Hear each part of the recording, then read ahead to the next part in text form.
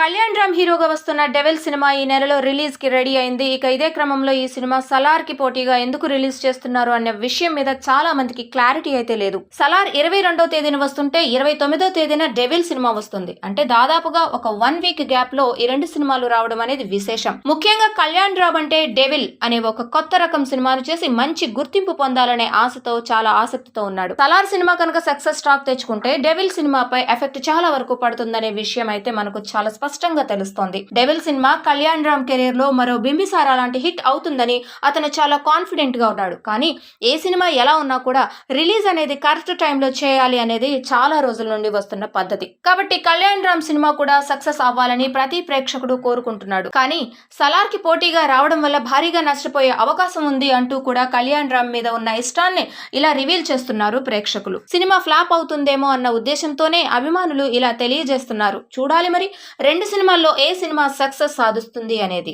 Hi, this is Karthikeya. Please subscribe to ADBC channel.